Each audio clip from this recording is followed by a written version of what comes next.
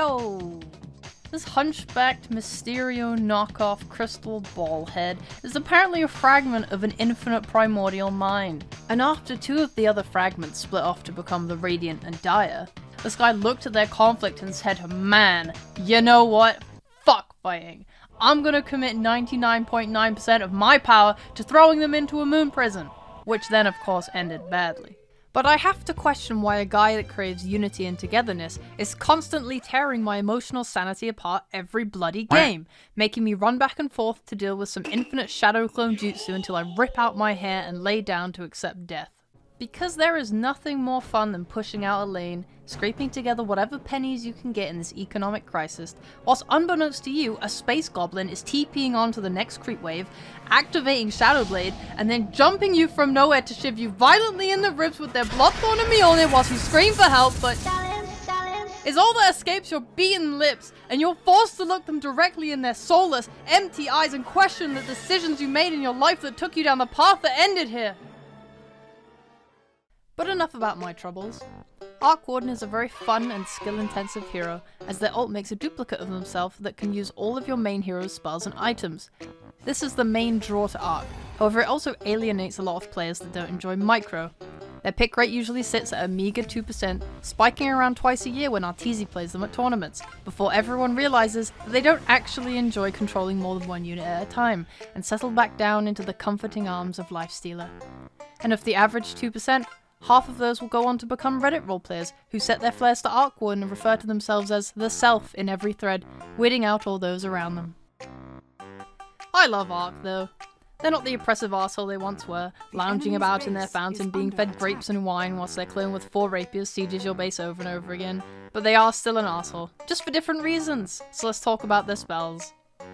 Their Q, Flux, lasts for 6 seconds, and at level 4 it does 60 damage per second and a 50% movement slow.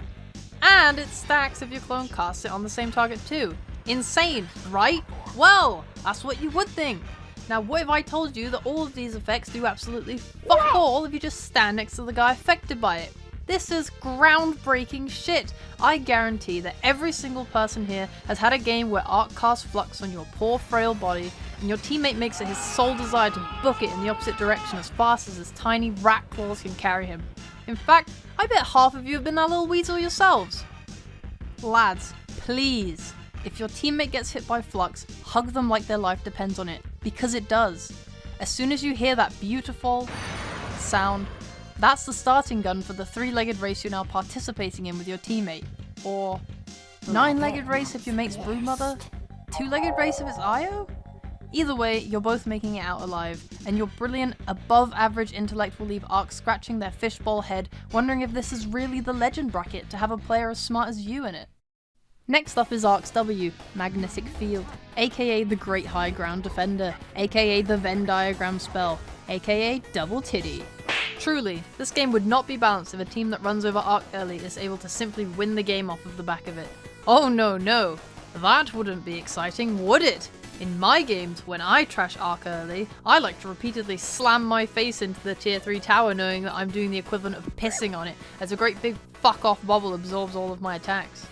This spell is what elevates Arc Warden to the heights of similar legends as Techies and Tinker in everyone's list of heroes they'd like to break the kneecaps of and drop in a river, and then hunt the player for sport. Because it's not just one bubble. It's never just one bubble. It's a 6.5 second bubble, followed by the clone's 6.5 second bubble, and when those are done, there's only 7 seconds left until the next set of bubbles, all whilst taking fire from the artillery of Arc Warden's E, Spark Wraith. Now Spark Wraith is a versatile spell. It allows you to summon a Wraith that sits itself down for a whopping 50 seconds and waits for some unwary goose to walk into it, then bops you for 310 damage! At level 25, you slap the extra damage talent cannon on, and you're at 610 damage, baby! That's a finger of death right there on a 2-second cooldown! Hello? Ice Frog did? And you can use it to scout, block paths, or stack them somewhere you think an enemy is gonna go, like a short Techie's trap. In fact, I'm starting to feel like this Arc hero is starting to have a little bit too much in common with Techie's, Ice Frog. Can you look into this, mate? Ice Frog? Wait, what the fuck? Oh no.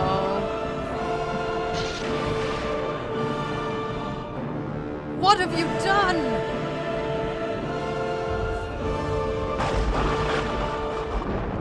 He's too powerful. The spell is broken.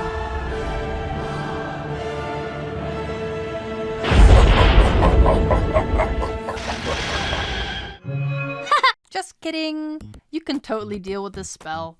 It may not be disjointable and will follow you to the ends of the earth to grapple at your ankles and drag you down to hell, but you can reflect the damage back at Arc with Blade Mail, reduce the damage with Pipe, or pull an Artesian Manta Dodge maybe one of the 10 wraiths that are about to fuck your asshole. Did I mention that it doesn't proc Lincolns? Tempest Double.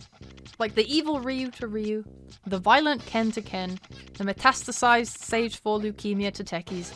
This is the bad Arc Warden to Arc Warden. The big, tough, mean guy that goes out in front and fistfights for you. This clone is your best buddy, so you better treat him right. Not just because you cherish the loving, emotional bond that you share with each other, but because they feed 300 fucking gold, and that is not a paycheck you want to be giving to your enemies. Now, whilst IceFrog has removed a lot of Arc's fun interactions over the years, I will give it to that devilish little amphibian. For some sick, maniacal reason, he has been continually increasing the amount of time your clone stays out for over the past 2 years. In 6.87, a level 3 clone lasted 14 seconds. Now as of the last patch, we're at 26 seconds of glorious Archon clone action. And if this buff trend keeps going, we might see a very familiar scene.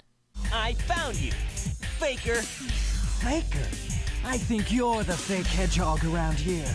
You're comparing yourself to me? Huh? You're not even good enough to be I'll my make you eat those words. And that's Arc Warden. Let me pitch it to you this way. Do you like hot, sweaty, intensive farming? Do you love looking cool and impressing your friends? Sitting in your base for hours on end while everyone flames you in a variety of colourful languages as they fail to breach your high ground for the 7th time? Or are you just lonely and looking for a friend? When you can't count on your noob teammates, you know who you can count on? A second version of you.